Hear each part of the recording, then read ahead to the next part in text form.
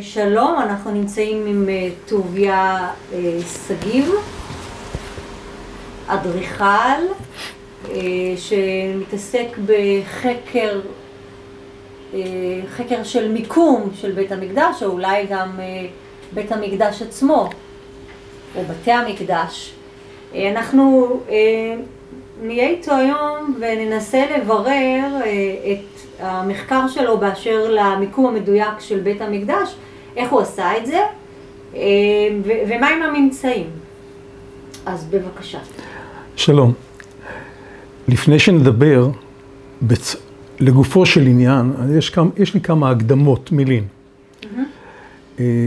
הקדמה אחת, ישנו סיפור סיני עתיק, שמספר על תלמיד שבא לרבו, ואמר לו, תשמע, אני כבר נמצא פה 10 שנים, ושום דבר לא קורה לי.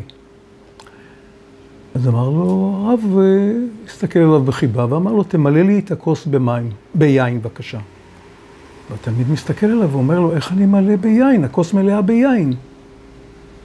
אז הוא מחייך אליו ואומר לנו, אז איך אתה רוצה שאני מלא אותך? אתה מלא ביין שלך, אז איך אפשר להוסיף עוד יין? תתרוקן, ואז יכול לקרוא משהו. אז אני מלא אותך. את והצופים, כל אחד יש לו מידע על בית המקדש ועל הר הבית, מה שחינכו אותו, מה שהוא התעמק ולמד וכו'. מה שאני מציע, לצורך השיחה שלנו, תתרוקנו מכל מה שאתם יודעים. ומה שקורה כאן במפגש שלנו, אני לא גיליתי שום דבר חדש שאף אחד לא ידע.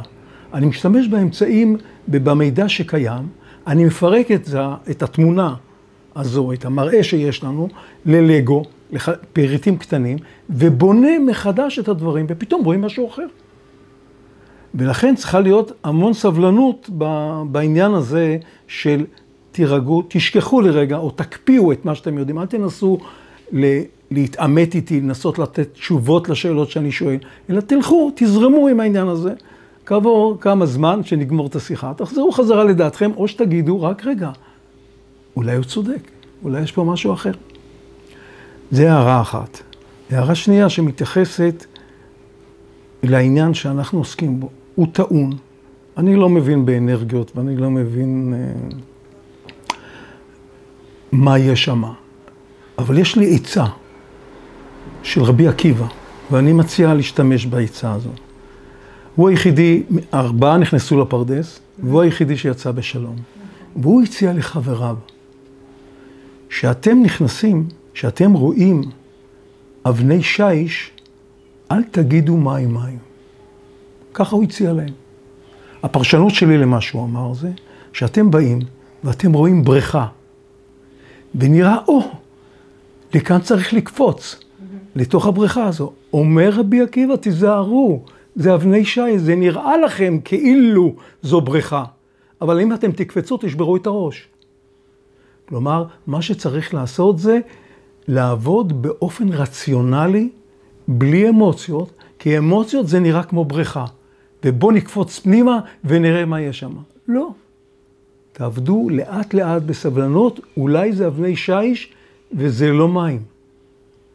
זו עצה של רבי עקיבא, ואני מציע ללכת עם זה, כלומר להישאר ריאליים, לא להתפתות לעניין המיסטי. העניין המיסטי כבר, הוא חי לו, עושה לו את שלו.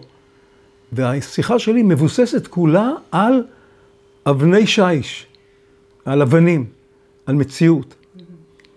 דבר נוסף שרציתי להקדים ולומר, ההבדל ביני ובין ארכיאולוגים, את ראיינת הרי כמה ארכיאולוגים בנושא הזה, ההבדל בין ארכיטקט לבין ארכיאולוג, זה שארכיאולוג רואה את המטבע, רואה את החרס, שבר של חרס, והוא בונה מזה תקופה שלמה. הוא רואה בזה את 500 שנה, כי הוא מכיר את הטיפוס הזה של החרסים, הוא רואה את המטבע, הוא מכיר מאיזה תקופה זה, מי הטביע את זה, ומזה הוא לומד על כל מה שהיה שם, על הכלכלה ועל הדת ועל האמונות וכו' וכו', ובאמת, הם עושים עבודה נפלאה. אני כאדריכל רואה את המקרו, לא רואה את המיקרו.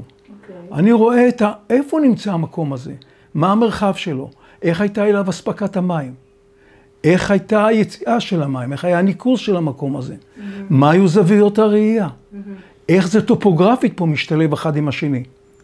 והראייה היא לגמרי אחרת, וכתוצאה מזה, מה שמוזר, התוצאות של המסקנות חופפות. צריכות להגיע בסוף לאיזשהו מקום, אבל לפעמים הן פתאום מגלות דבר שהארכיאולוגים לא ראו בכלל. מה למשל? עוד מעט נראה. אוקיי. אחרי שהקדמנו את כל המילים האלה, עכשיו אפשר להיכנס לעניין. אוקיי. זה השטח הזה שקוראים לו הר הבית. וכבר השאלה מיד עולה, מי אמר שזה הר הבית?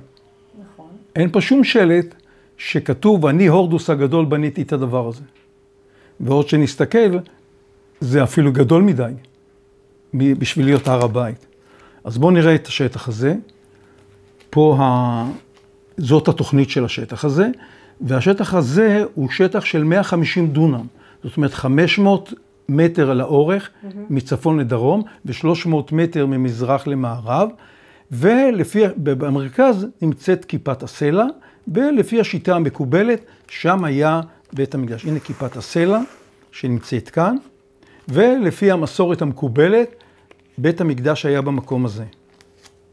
אבל אם נחקור את השטח הזה, ונסתכל עליו, ונסתכל במקורות שלנו, מה הם אומרים על השטח הזה של הר הבית, תראו, אין קשר בין הר הבית לבין המתחם הזה. הר הבית, לפי המקורות שלנו, או 250 על 250 מטר, בערך 500 על 500 אמה. לפי יוסף ומתתיהו זה היה עוד יותר קטן. זה היה בערך 200 מטר על 200 מטר, ריס על ריס. יוסף מתתיהו, יוספוס פלביוס, כן? כן, כן, יוסף ומתתיהו, יוספוס פלביוס. ולעומת זאת, כלומר, השטח הזה הוא בערך 60 דונם. ולעומת זאת, השטח שאנחנו רואים פה הוא 150 דונם. אז מה הקשר בין הר הבית היהודי לבין המתחם הזה? אז זה מפתיע.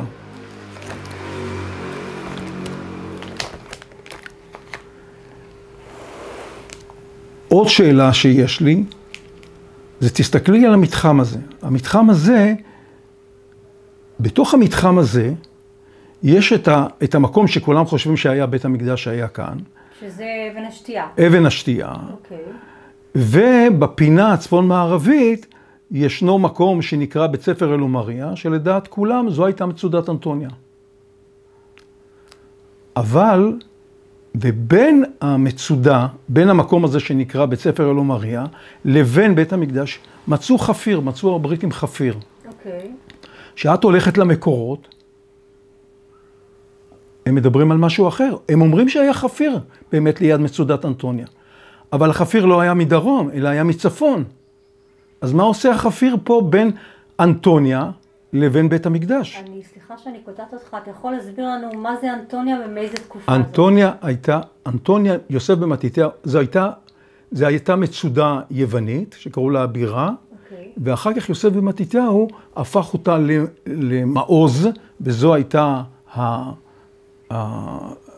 המצודה ששם הוא שמר על עצמו מפני היהודים, במידה מסוימת. על איזה שנים אנחנו מדברים? אנחנו מדברים, הוא נפטר בשנת 4 לפני הספירה, ובמשך 18 שנה הוא בנה את כל הקומפלקס הזה, וזאת אומרת, יש לנו בערך בשנת 20-30 לפני הספירה, הוא בנה את כל הדבר הזה, ופה הייתה מצודת אנטוניה, אחר כך היא שימשה את הרומאים, ויוסף ומתתיהו מתאר לנו את הדבר הזה. ומה שמוזר זה שהמצודה הזו נמצאת בצורה כזו שהחפיר נמצא בינה ובין בית המקדש. ההיגיון אומר, ההיגיון הצבאי אומר, החפיר צריך להיות מצפון, מחוץ למתחם. וזה אתה אומר בתור אדריכל. גם יוסף ומתתיהו אומר שזה היה מצפון. אוקיי. הוא אומר בעצמו שזה היה מצפון, אז מה, אם אתה אומר שזה החפיר שעליו הוא דיבר, אז מה החפיר הזה עושה כאן? מה המצודה עושה כאן? היא צריכה להיות מדרום. המצודה. או שהחפיר צריך להיות... או שהחפיר הוא לא החפיר, אבל לא מצאו פה שום חפיר אחר. חיפשו פה חפיר, דן בת חפר וחיפש, אבל אין חפיר אחר. אז משהו פה לא מסתדר.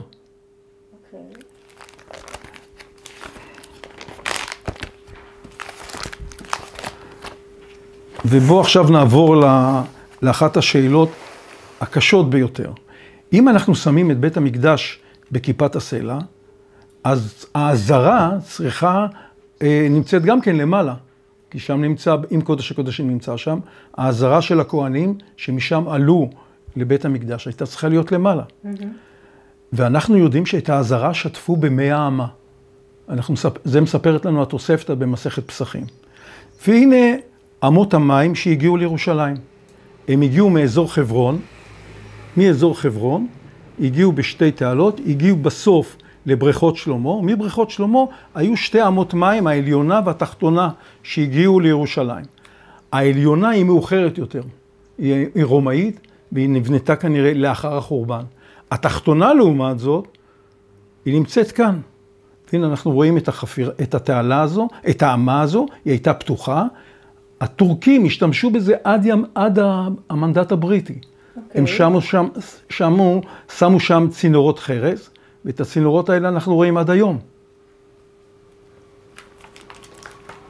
והנה את יכולה לראות כאן את צינור החרס ממש בירידה. הנה כאן זה משגב לדח, יורדים למטה, והנה מפה מגיעים לכיפת הסלע, לכותל המערבי. אז ממש רואים את הכל, רואים את אמת המים, איך היא מגיעה מחברון עד למרגלות הרובע היהודי. אבל אז יש לנו איזו בעיה קטנה, ובואי תסתכלי בבקשה. זאת אמת המים, והנה שמנו את בית המקדש בכיפת הסלע. רק רגע אחת. איך המים הגיעו להם? המים הגיעו, נכון. משהו פה לא מסתדר. אז דבר אחד מסופר לנו ששטפו את העזרה במי האמה. דבר שני מסופר לנו שהשתמשו במי עין איתם, שזה הבריכות שהגיעו מבריכות שלמה, למקווה של הכהן הגדול. אז משהו כאן לא כל כך מסתדר, איך המים הגיעו? מה קרה? אבל אפשר לפתור את הבעיה בקלות. אם אנחנו נוריד את הכל למטה. עכשיו הכל בסדר. אבל אם אנחנו מורידים את הכל למטה, אז יוצא שבית המקדש לא יכול להיות בסלע של כיפת הסלע. נכון. אז זה צריך להיות במקום אחר.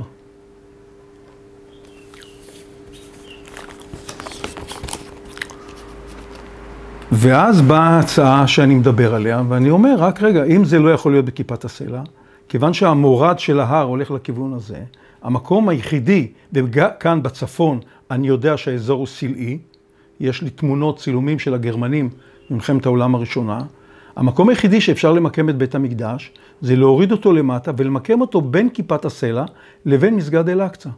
באזור שנקרא אל-קס, הנה אתם רואים, את רואה כאן, כן. את אל-קס הגביע ששם הערבים שוטפים את ידיהם ורגליהם. שנייה רגע, זה עכשיו בשבילי. תראי לי רגע פה. הנה, את רואה, כאן נמצא אל-קס, פה אם עברת כאן, הנה זה המקום שהם שוטפים את הידיים והרגליים, ומרחוק רואים את כיפת הסלע. זה כיפת הסלע, נכון, זה אל-קס. וזה אל-קס הגביע שנמצא כאן. שכאן לשיטתך היה בית המקדש. נכון, וזה בדיוק כאן, והדבר המרתק בעניין הזה,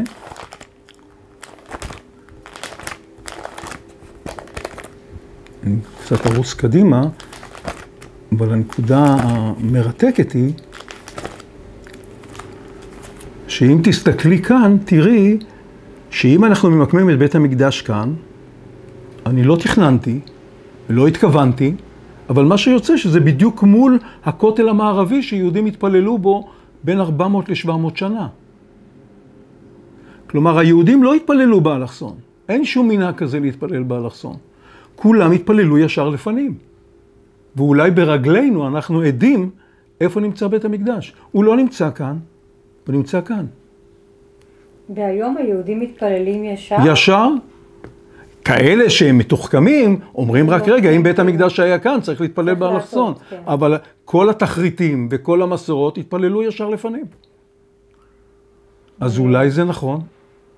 אבל יותר מזה, מתברר שכולם חושבים שלדעת כל המסורות בית המקדש היה כאן בכיפת הסלע. אבל אם אנחנו מסתכלים על המקורות שלנו, מתברר שיש דעות אחרות. אוקיי, אז רגע. היסטוריה פרחי אומר שזה היה בדרום. רגע, שנייה, בוא נלך אחורה. בבקשה. אתה לטענתך, לא לטענתך, אנחנו כולנו חושבים שזה היה כאן. נכון. מאיפה באה המסורת הזאת? המסורת הזו היא בעיקר מתבססת על הרדב"ז. הרדב"ז? הרדב"ז, כן. מי זה הרדב"ז? הרדב"ז היה חי במאה ה-16, הוא היה הרב של יוסף קארו, הוא היה המורה שלו. איפה? בספרד? הוא היה במצרים, אוקיי. ובסוף חייו הוא עבר לצפת וגם היה בירושלים. אוקיי. והוא היה פה בירושלים. על איזה שנים אנחנו מדברים שוב? סליחה, אלה? בערך המאה ה-15-16. אוקיי. ומה שקורה זה שכולם מתבססים על התשובה שלו. כשתלמיד שאל אותו האם מותר לעלות, ואז הוא ניתח את כל העניין. אבל העניין הוא שקוראים טוב את התשובה שלו, לא מוצאים את הידיים ואת הרגליים. חוץ מזה שהוא אומר משפט אחד, אין ספק שזאת אבן השתייה. אבל אם קוראים טוב, ואני הוצאתי מאמר, שהראיתי שמה שהוא אומר, הוא לא אומר שזה מקום קודש הקודשים. הוא אומר שהאבן הזו היא אבן השתייה, אבל הוא לא אומר שזה מקום קודש הקודשים. אז לפי דעתי, כולם מתבססים על הרדב"ז, אבל הרדב"ז לא אומר את זה. וכל התשובה שנראית מסובכת, עד כדי כך שתביני כמה התשובה שלו מסובכת, בכתובים יש לי את זה, שמישהו אמר, אולי השתבשה עליו דעתו. ואני טוען, הוא לא השתבשה עליו שום דעתו. אם אתם חושבים שהוא אמר שפה אבן השתייה, ופה קודש הקודשים, אז באמת שום דבר לא מסתדר, ואז התשובה משובשת. אבל אם מקבלים את דעתי, שהוא אמר, האבן זזה ממקומה, התגלגלה. זה חשוב מה שאתה אומר, כי מה עובר לי עכשיו בראש? אנשים לא טיפשים, עושים אחד ועוד אחד, יודעים שבבית שני, קודש הקודשים היה היכן שהייתה אבן השתייה, אז מה אתה רוצה? נכון. אז הנה אבן שתייה. נכון. אוקיי, אז זה אבל הוא מה שהוא אומר, האבן גלתה ממקומה. והוא מוכיח שהיא גלתה ממקומה, כי היא לא יושבת על מקומה. רגע, אז שנייה, תחזור רגע ותסביר, תפרט. האבן התגלגלה ממקומה, קרי מה? קרי, מקום בית קודש הקודשים היה במקום אחר. ומה זאת אומרת היא לא יושבת על מקומה?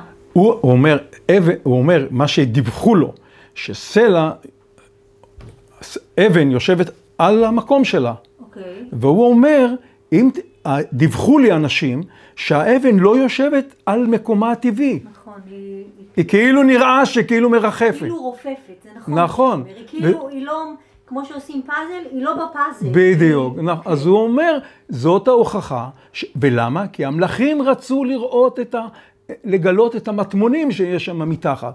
אז הם גילו את האבן, גילו אותה ממקומה.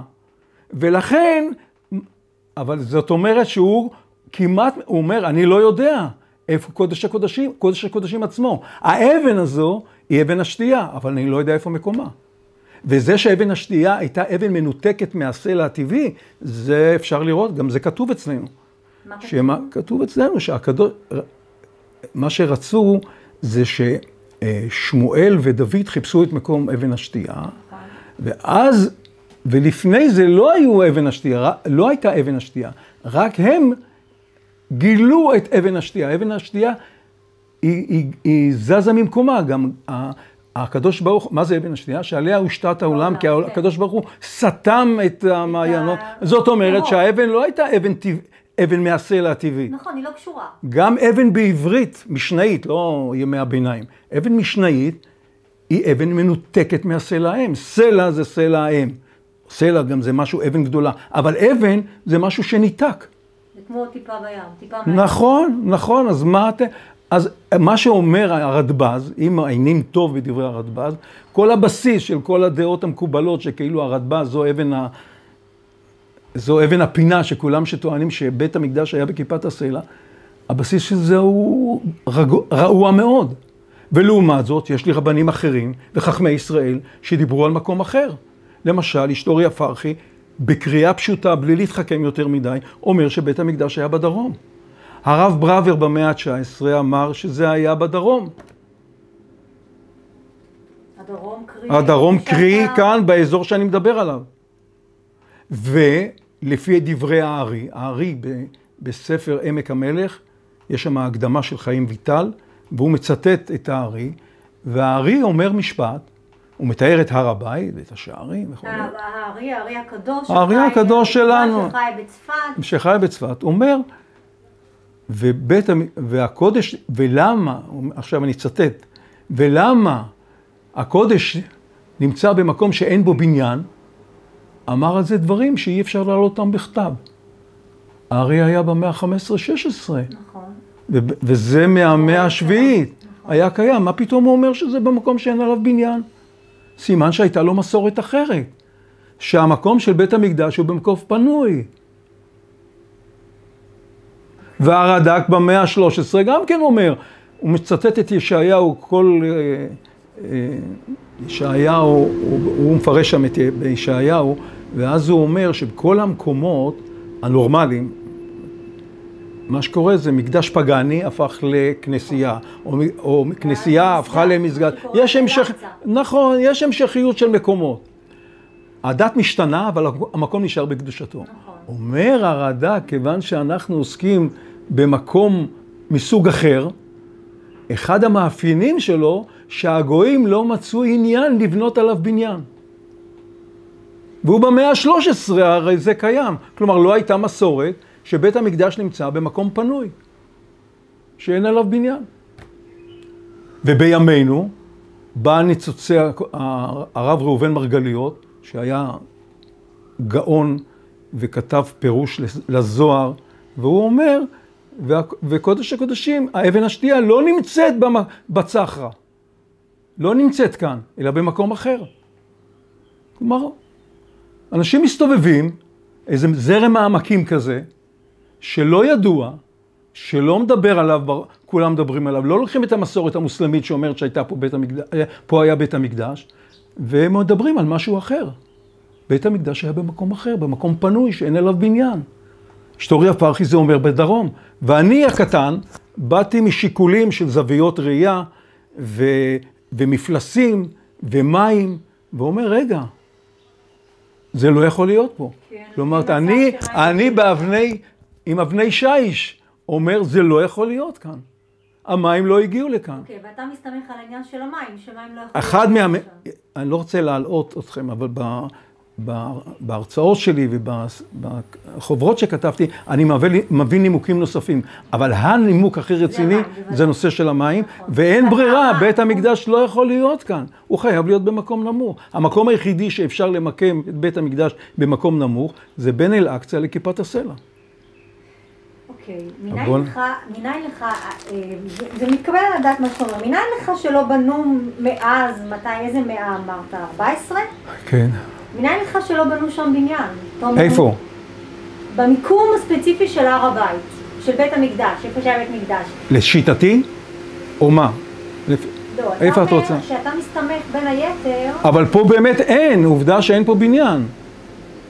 זה עובדה, אין פה בניין. אם אתה מסתמך על ההגדרה שאומרת שהגויים לא בנו שם שום דבר, אז בסדר, עד שנה X לא בנו. אם היה פה בניין, הייתי מדבר על... אין פה כלום היום, מהמאה השביעית לספירה, אין פה כלום. יש פה את המסגד, ויש פה את כיפת הסלע, והכל ריק.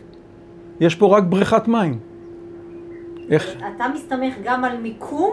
ודאי. על זה שלא בנו שם. אני לא מסתמך על המקורות היהודיים. אני בא ואומר, ההחלטה שלי שזה צריך להיות כאן, נובעת מזה שאני צריך למקם מקום שבו המים יכולים להגיע. נקודה. עכשיו פתאום לזה מצטרפים, עוד מעט תראי עוד דברים נוספים, מצטרף העובדה שיהודים התפללו כאן בכותל המערבי, שזה נמצא בדיוק מול, והעובדה שיש לי מקורות יהודיים שמדברים על בית המקדש שהיה במקום אחר. כשאתה מדבר על מי? על הרד"ק אמרת? על הרי הקדוש? על הרדב"ז. הרדב"ז שלא מסתדר, לא יכול להיות שזה כאן. הוא אומר, אני לא יודע שזה... הרדב"ז לא יודע. כל התשובה שלו, כמו שאני מבין אותה, באה להגיד, אני לא יודע. אני לא יודע איפה זה. אבל אני יודע שזאת האבן. שזאת האבן והיא הוזזה ממקומה. נכון, נכון. זאת אומרת, זה משהו ברור לי. נכון. עכשיו, על זה מצטרף היסטוריה פרחי. היסטוריה פרחי לא מזכיר בכלל את כיפת הסלע. השלה הקדוש לא מזכיר את כיפת הסלע. אף אחד לא התייחס לזה בכלל לכיפת הסלע. רק עכשיו, אצלנו, בתקופה האחרונה, אנחנו מחפשים איפה היה, רוצים לעלות למעלה. מתוך חשקם לעלות לקודש ולראות, אבל מה שיוצא בסופו של דבר, עוד מעט נדבר על המסקנות של זה, אבל בואו נמשיך הלאה. Okay. אני עכשיו מדבר על המתחם הגדול, אני חוזר רגע למתחם הגדול. אני הראיתי שכל הפרויקטים של הורדוס ברחבי הארץ, הם לא היו כאלה גדולים כמו הר הבית. ברחבי הארץ. הוא בנה בעיקר ברחבי הארץ, למרות שהוא בנה גם מחוץ. הוא השקיע הרבה כספים בכל המרחב הרומי. אבל אם אנחנו לוקחים את הפרויקטים שלו בארץ, את הרודיון, ואת מצדה, ואת יריחו, ואת קיסריה, כל הפרויקטים שלו אני מכניס בתוך המתחם הזה. זאת אומרת, אמנם הוא הבונה הגדול, אבל הוא בקנה מידה אחר לגמרי. הוא לא בכזה קנה מידה כמו של המתחם הגדול הזה. המתחם הגדול הזה הוא קנה מידה אחר, לא מופיע במקורות שלנו, והוא ענק. עכשיו אני גם רוצה להראות שהארכיטקטורה שלו שונה. הארכיטקטורה היפה אצל הורדוס תמיד הוא השתלב עם הטבע. במצדה הוא עשה את החומה על המצוקים. בשומרון הוא בנה את החומה ככה באופן אקראי. בקיסריה, החומה שאנחנו רואים אותה היום היא לא החומה של הורדוס, היא החומה המאוחרת יותר. הוא עשה קו חופשי לגמרי. לעומת זאת, כאן בהר הבית, במתחם הזה, שאני לא קורא לו הר הבית, אני קורא לו מתחם המוריה, כיוון שזה לא הר הבית. מי שבנה את זה לא התייחס בכלל לטופוגרפיה. הנה, יש לי פה תוכנית שרואים את המתחם על רקע הטופוגרפיה.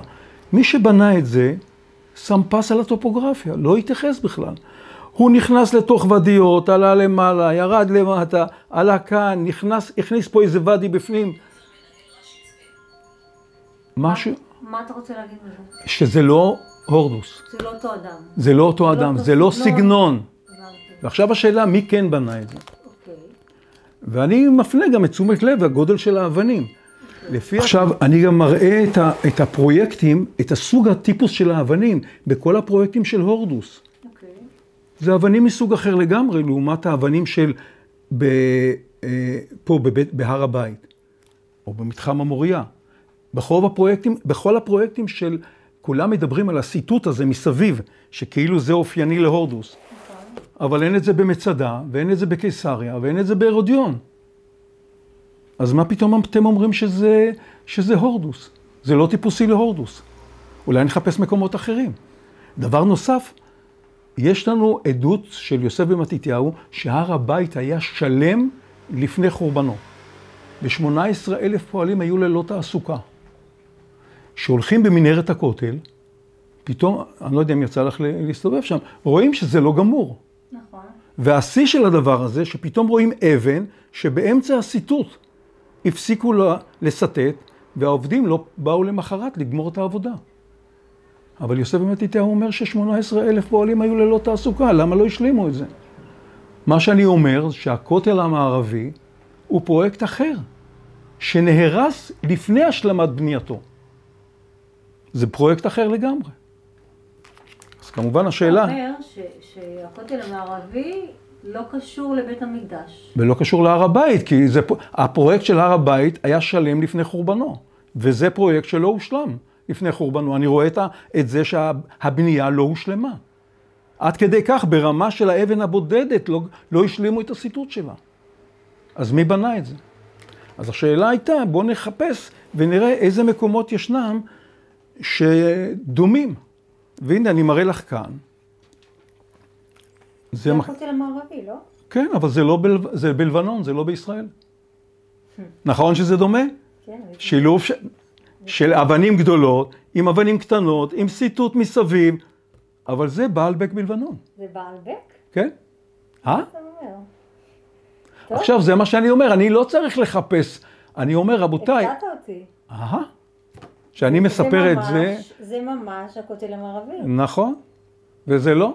יצא לי להתבונן בכותל הרבה מאוד פעמים. ונראה לך ממש כאילו זה. כן. וזה לא. זה אותם אבנים באמת. נכון. סגנון גם. והאבנים, הגודל של האבנים, פה מצאו אבנים ענקיות. אגב, סליחה שאני קוטעת אותך, אבל זה גם, זה נראה כמו הדבר שתוחם את הר הבית. נכון. הקירות שתוחמים את הר הבית. נכון. מעניין. והנה בעלבק בלבנון. אבל עוד מעט תראי את הדמיון הנוסף. רגע, תצא בעלבק, תצא בעלבק. זה בעלבק, אוקיי. כן. כן? עכשיו, אם תיכנסי לבעלבק בלבנון, מה שתראי שם, המקדש הראשי שיש שם, זה המקדש של יופיטר. ומה שהוא בנוי, הוא בנוי למקדש מלבני, חצר, ומזבח שהיה כאן, ומין מבנה משושה. זה פטרן רומי, שאפשר לראות אותו בהרבה מקומות. בבעלבק, בבאזל, בדיוקלטיון, בספליט, בכנסיית הקבר שהייתה פעם מקדש. עכשיו תסתכלי. אם את מסתכלת בשטח הזה, תסתכלי שכיפת הסלע ממוקמת באופן אקראי. השער... כל המתחם המרובע, לא בדיוק מרובע, מה שתחום שם, שבליבו זה כיפת הסלע, כן. זה כל המתחם שהיום אנחנו מגדירים הר הבית, נכון? כל זה, הר הבית. אוקיי. ועכשיו אני אומר, תשימו לב, שישנו ציר שעובר, תראי, הכל פה בבלגן. הקיר הזה לא מקביל לקיר הזה. זה לא נמצא במרכז של המתחם. נכון. השערים שהם לא נמצאים ביחס למבנים. נכון. אם תשימי לב עוד יותר, את רואה את המדרגות כאן, נכון. הן לא נמצאות מול השער. אתה צודק. אבל ישנו דבר אחד שמעניין, ישנו ציר סימטריה שעובר מהכניסה הצפונית לכניסה הדרומית של כיפת הסלע, וממשיך הלאה לעבר הכיפה, כיפת הכסף של מסגד אל-אקצא. אנחנו כל הזמן מסתכלים על זה, אבל אם אז תסתכלי על זה בגדול, פתאום תשימי לב, הנה את רואה כאן, שמתי את זה ושמתי את זה. ועכשיו באותו קנה מידה, אני לא מנסה לשבש משהו. אני שם לעומת זה את המקדש של יופיטר, ותשימי לב איך המתומן כאן שווה למשושה, ואיך מסגד אל-אקצא שווה למקדש של יופיטר. זה במקרה? כלומר, גם האבנים בחוץ הם אותו דבר, וגם הבינוי הוא אותו דבר. יכול להיות שמסגד אל-אקצא וכיפת הסלע הם שרידים של מקדש של יופיטר. והאם יש לנו עדות שבאמת היה פה מקדש של יופיטר? דיוקסיוס במאה השלישית כותב שעל ההריסות של בית המקדש, הדריאנוס במאה השלישית בנה מקדש ליופיטר. אז יכול להיות שמה שאנחנו רואים פה היום זה שרידים של מקדש של יופיטר. מדברים על המאה השלישית לספירה. המאה השנייה, סליחה. המאה השנייה, מרד בר כוכבא, אדריאנוס, נלחם נגד בר כוכבא במאה ה-35, אם אני טועה. ואז המרד נכשל, ואז הוא בונה את המקדש ליופיטר. כמו שזה בנוי בבעלבק. באותה סכמה נראה את אותו אדריכל, גם הטיפוסים של האבנים, וגם הבינוי. כן, וגם הזוויות. נכון. אתה ממש מדבר על זוויות. נכון.